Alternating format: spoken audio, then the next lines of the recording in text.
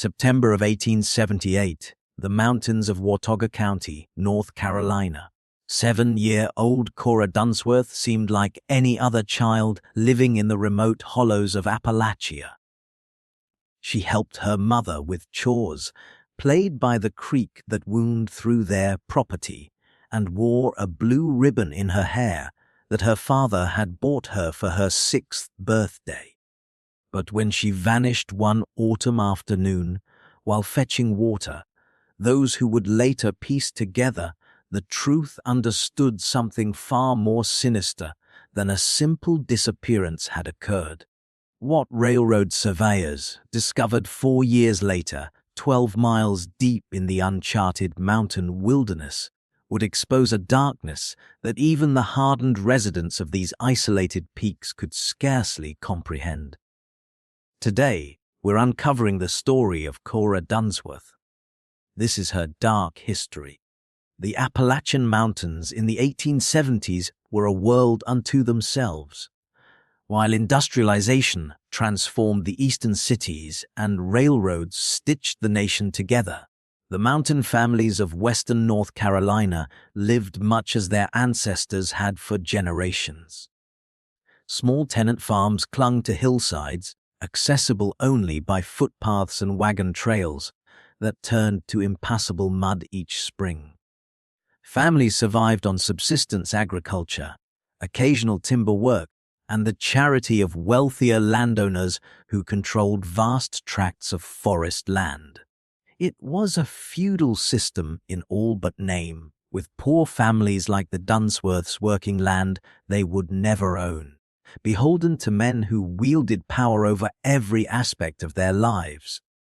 Emmett and Ada Dunsworth were such a family. They farmed a small plot of rocky soil on land owned by the Vesey family, one of the county's most prominent dynasties.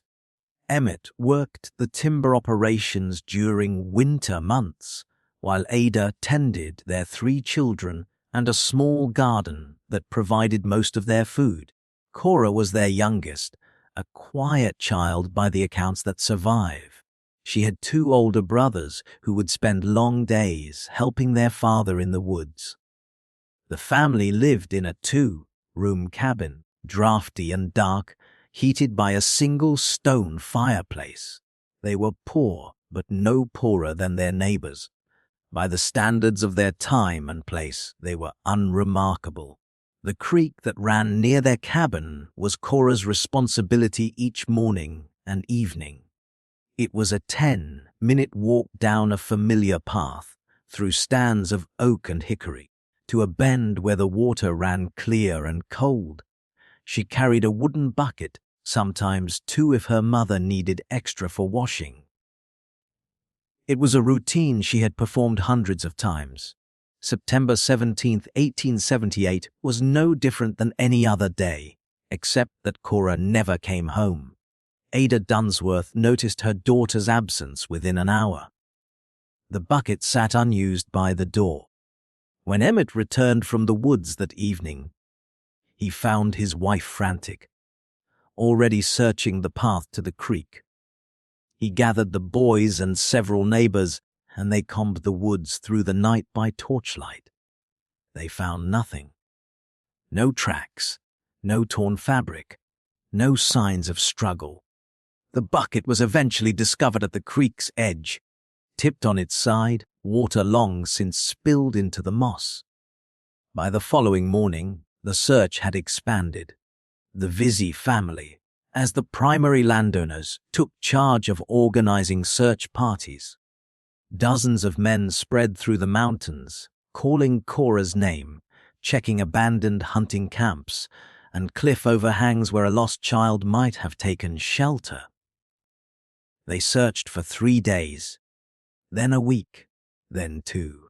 The prevailing theory was that she had fallen into the creek and been swept downstream, though her body was never recovered. Others whispered about the mountain lions that occasionally passed through, or the possibility that she had simply wandered too far and succumbed to exposure. Among those who searched most diligently was Luther Vesey, the younger brother of Edmund Vesey, the family patriarch. Luther was 34 years old, unmarried, and regarded as something of a recluse even by mountain standards. He lived alone in a cabin on the family's most remote holdings, several miles from the nearest neighbor.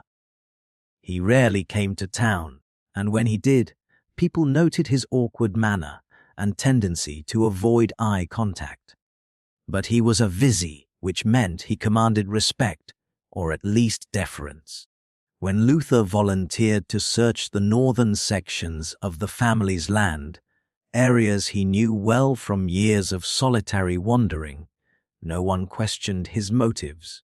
Historical records from the Watauga County archives show that the official search was abandoned after 3 weeks.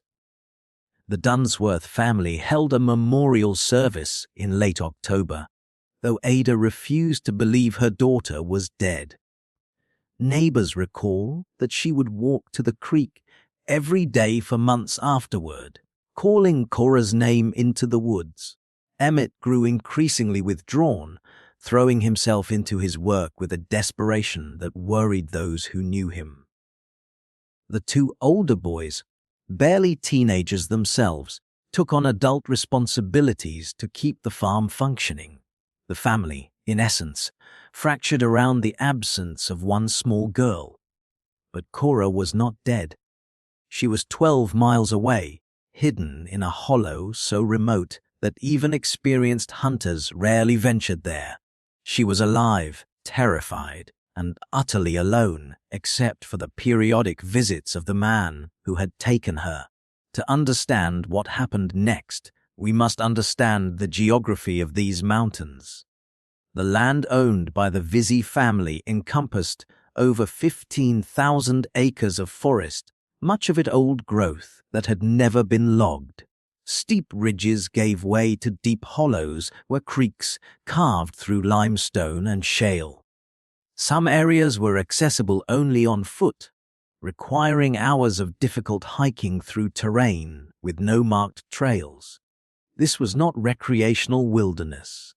This was backcountry that could swallow a person whole, where even searchers who knew the land could easily miss a hidden hollow just yards from their path.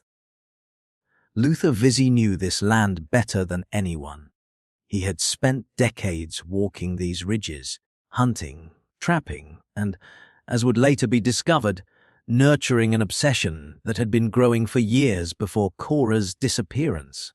When investigators finally searched his cabin in 1882, they found a journal dating back to 1874, 4 years before the abduction.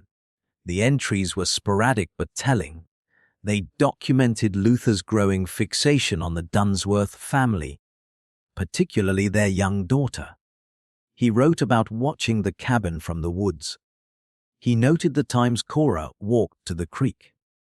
He described her blue hair ribbon in detail.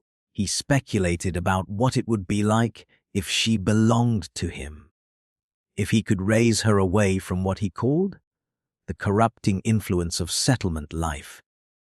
The journal never explicitly outlined a plan, but the pattern was unmistakable.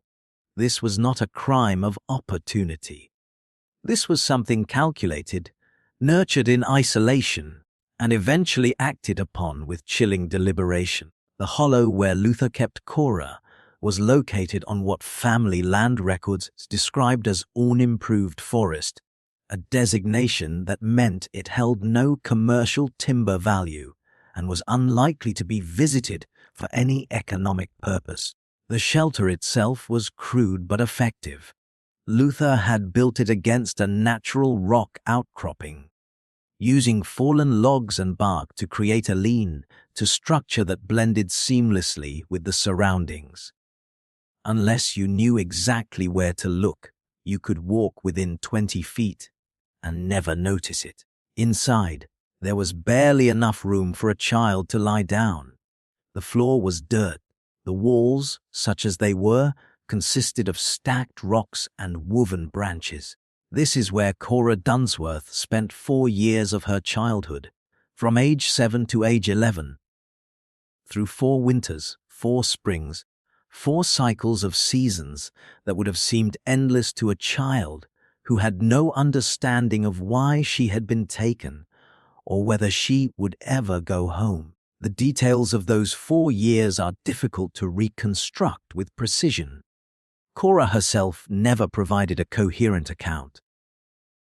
When she was found, she was functionally nonverbal, communicating through gestures and occasional single words. The trauma had severed her connection to language in ways that never fully healed. But the physical evidence told a story. The dirt walls of the shelter bore hundreds of scratch marks, crude drawings made with a sharp rock or stick. They depicted 2 figures repeatedly, one small, one tall, always wearing a distinctive wide, brimmed hat that matched the style Luther favored. These drawings documented her captor's visits, a child's attempt to make sense of an incomprehensible situation. Luther's journal, combined with evidence found at the site, suggests he visited every 2 to 3 weeks. He would bring supplies: cornmeal, dried beans, occasionally salt pork or preserved vegetables. He brought her a blanket when winter came. He brought rope, though there is no evidence he used it for restraint. He did not need to. The psychological prison was sufficient. Cora was miles from anywhere she recognized, surrounded by wilderness she had been taught to fear. She was a child. She had no map, no guide, no way to know which direction might lead to safety. Even if she had tried to run, where would she have gone? According to medical records compiled by Dr. Horace Latimer after her rescue, Cora showed no signs of physical abuse beyond severe malnutrition and exposure-related ailments. This distinction, while important, does not diminish the horror of what was done to her. Psychological captivity can be as absolute as any chain. Luther was not keeping her as a prisoner in the traditional sense. He was attempting something more disturbing. He was trying to reshape her, to make her forget her family, her name, her previous life entirely. His journal entries from this period describe his belief that if he kept her long enough, she would eventually accept him as her only reality. He was, in his own disturbed reasoning, creating a daughter. Meanwhile, life in the valley below continued without her. The Dunsworth family survived, though survived is perhaps too generous a word for the existence they endured. Ada's health deteriorated. Neighbors described her as aged beyond her years, hollowed out by grief. Emmett grew harder, more distant. The older boys matured into young men carrying burdens no teenagers should bear. The community, having exhausted its capacity for sympathy, largely moved on. Disappearances, while tragic, were not uncommon in these mountains. Children fell into rivers. They wandered into the wilderness. They succumbed to illness or accident. Life was precarious and death was familiar. No one suspected Luther Vizzi. Why would they? He was strange, certainly, but strangeness was not a crime. He was a Vizzi, which afforded him a presumption of respectability regardless of his personal peculiarities. And he had searched for Cora as diligently as anyone. He had been there in those first frantic days, joining the search parties, calling her name. What no one understood at the time was that he had been steering those searches. When men suggested exploring the northern ridges, Luther quietly redirected them toward areas he knew were barren. When someone proposed checking the remote hollows, he volunteered to search them himself and returned hours later with reports that he had found nothing. This continued for 4 years. The discovery came on October 15, 1882, and it came entirely by accident. Thomas Ridgway and Benjamin Strait were railroad surveyors working for a company exploring potential routes through the mountains. They were not searching for Cora Dunsworth. They did not even know her name. They were simply doing their job, which on that particular day meant pushing through unmapped terrain to take measurements and note landmarks. They had strayed from their planned route, following what Ridgway later described as a more promising grade that might reduce the number of expensive cuts and fills needed for track laying. They almost missed the shelter entirely. Strait noticed it first, or rather, he noticed an unnaturally straight line among the organic chaos of the forest. Upon closer inspection, they realized it was a structure of some kind. Their initial assumption was that they had stumbled upon an old hunting camp, or perhaps a hermit's dwelling. The Appalachian wilderness was known to harbor individuals who preferred complete isolation from society.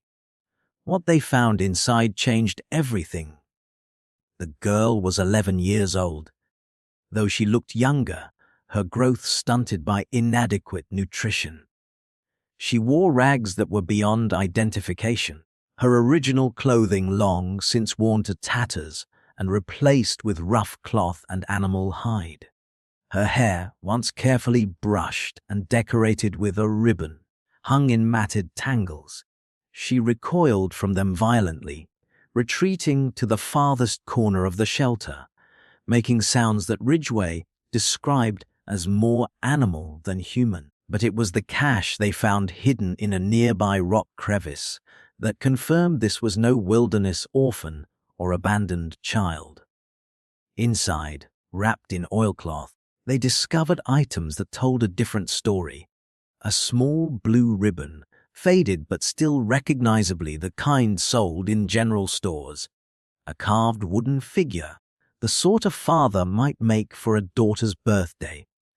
And a pair of child's shoes, worn through at the soles, but clearly manufactured, not improvised. These were not the possessions of someone born to the wilderness. They were mementos, keepsakes, proof of a life before this hollow. The surveyors, to their credit, understood the gravity of what they had found. Strait stayed with the girl, while Ridgway hiked out to the nearest settlement, a journey that took him over 4 hours. He arrived at a logging camp as darkness fell and convinced the foreman to provide men and horses. By midnight, a rescue party was assembled. By dawn, they had reached the hollow and carried the girl out of the mountains. The question of her identity was resolved within days. Ada Dunsworth, alerted by the county sheriff that a child had been found in the mountains, made the journey to the doctor's office where the girl was being cared for. The moment she entered the room, despite the years of privation that had transformed her daughter's appearance, Ada knew. She knew by the distinctive birthmark on the girl's shoulder blade, shaped like a thumbprint. She knew by the way Cora's eyes, still capable of recognition even if her voice was not, widened and filled with tears. She knew by the blue ribbon which Ada had tied in her daughter's hair the morning she vanished. Cora Dunsworth had been found, but the girl who returned was not the girl who had disappeared. That child was gone, replaced by someone who had survived something no child should have to survive. The investigation that followed moved with surprising speed, driven by public outrage and the undeniable evidence accumulating with each passing day. Sheriff William McConnell, a man whose previous experience with serious crime was limited to the occasional moonshining operation or property dispute, found himself leading a manhunt that quickly focused on Luther Vizzi. The reasons were circumstantial at first. The location of the hollow was on Vizzi land. Luther knew that terrain better than anyone, and when investigators interviewed search party members from 1878, a pattern emerged.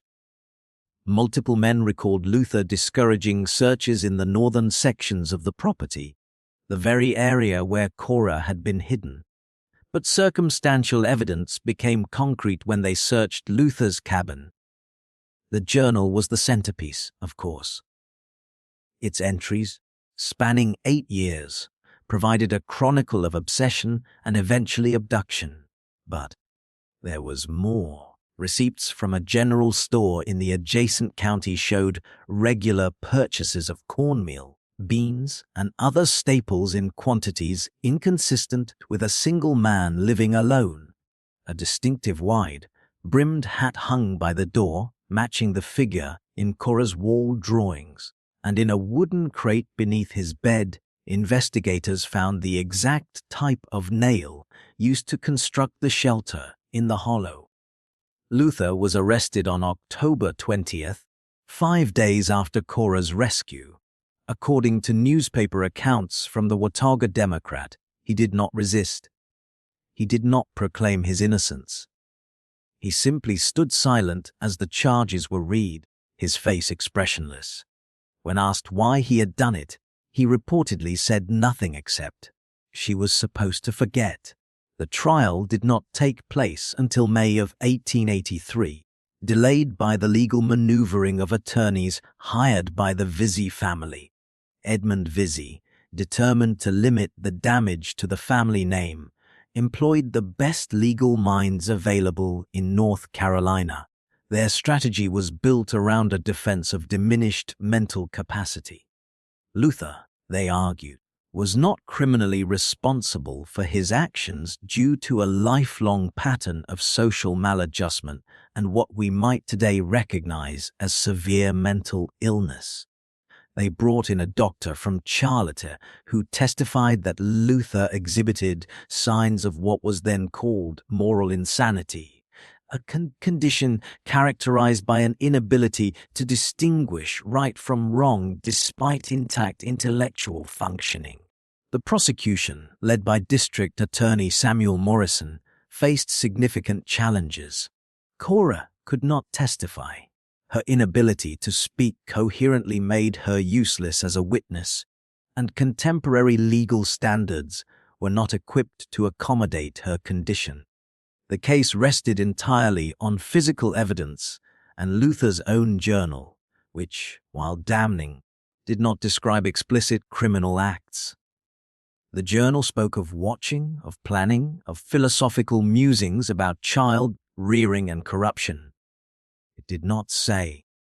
The closest it came was an entry from October 1878 that read, "The child is where she belongs now, away from their ignorance."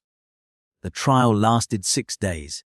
The courtroom was packed throughout, with spectators traveling from across the county and beyond to witness what the regional newspapers had sensationalized as the mountain captivity case. The Dunsworth family attended every session, Ada sitting in the front row, her face a mask of controlled anguish. Cora was not present. Dr. Latimer had advised against it, believing the trauma of facing her captor would set back what little progress she had made. The verdict came on May 19th.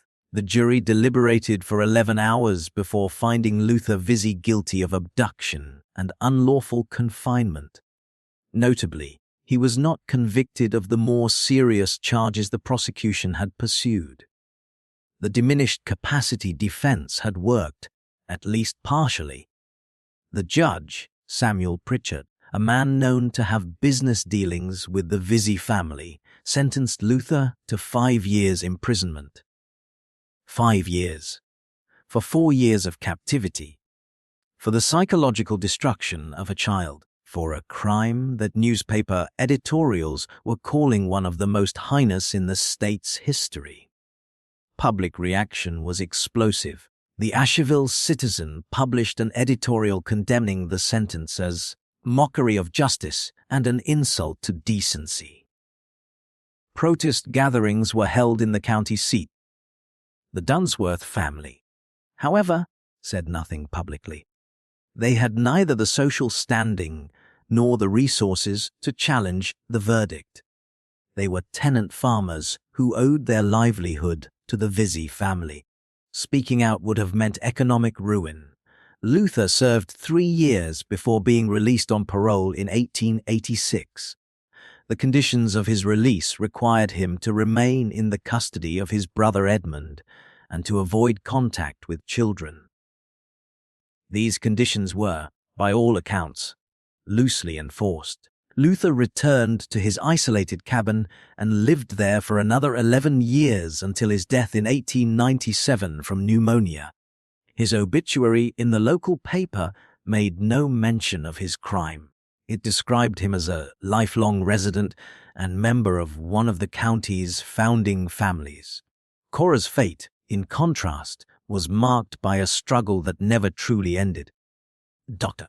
Latimer's medical records, preserved in the county archives, document her condition in the months following her rescue. She remained largely nonverbal, capable of single words and short phrases, but unable or unwilling to construct complex sentences. She could not tolerate enclosed spaces, experiencing what we would now recognize as severe panic attacks when brought indoors. She was terrified of men, including her father and brothers, and would only allow her mother and female neighbors to care for her. The family tried to reintegrate her into normal life, but normal was an impossibility. Cora could not attend school. She could not participate in the social activities that girls her age enjoyed. She aged physically, but remained in many ways frozen at 7, the age she had been when her childhood ended. The Dunsworth family eventually left North Carolina, moving to eastern Tennessee in 1885, seeking distance from the memories and the community that had failed them. Ada Dunsworth died in 1889 at the age of 43. The death certificate listed exhaustion as the cause, but those who knew the family understood it was grief that killed her. Emmett followed 6 years later. Cora lived with her older brothers, moving between their households as they married and started families of their own.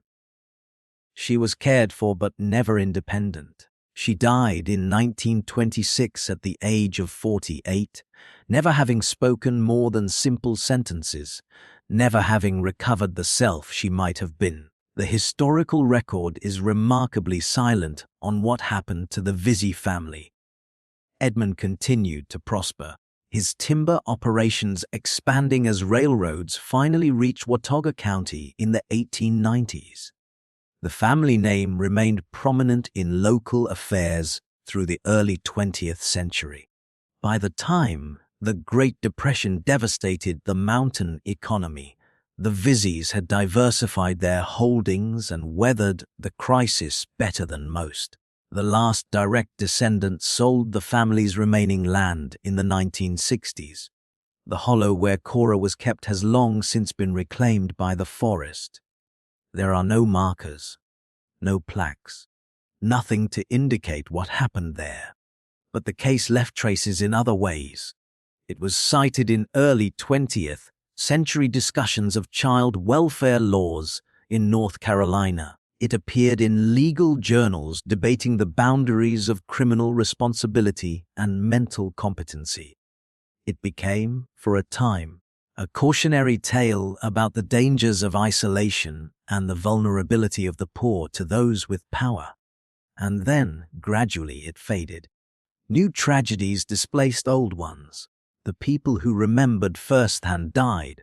The story became legend, then rumor, then was forgotten entirely by all but a handful of local historians. What can we learn from the story of Cora Dunsworth? On one level, it is simply a horror story, a reminder of human capacity for cruelty. But on another level, it reveals the structural failures that allowed such a crime to occur and then be inadequately punished. The social dynamics of Appalachia in the 1870s created a perfect environment for predation. Poor families were dependent on wealthy landowners. Authority was concentrated in the hands of a few. Women and children had virtually no legal standing. When Luther Visi took Cora, he was not just exploiting her vulnerability. He was exploiting a system that valued him more than her, that protected his family's reputation more than her safety, that allowed him to serve 3 years for destroying a child's life. The inadequacy of the sentence reflects the values of the era. Class mattered more than justice. Family connections mattered more than evidence, and the testimony of the powerless, even when they could speak, mattered hardly at all. Cora could not testify, but even if she could have, would it have changed the outcome?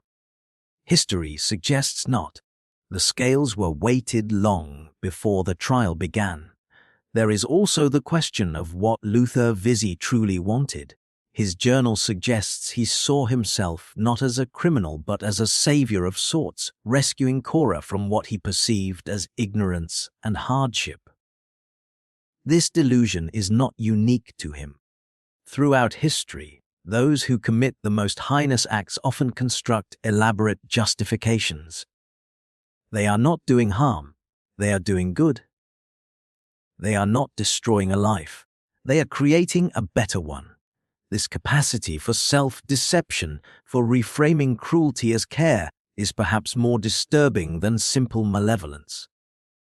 At least with pure evil, we can understand the motivation.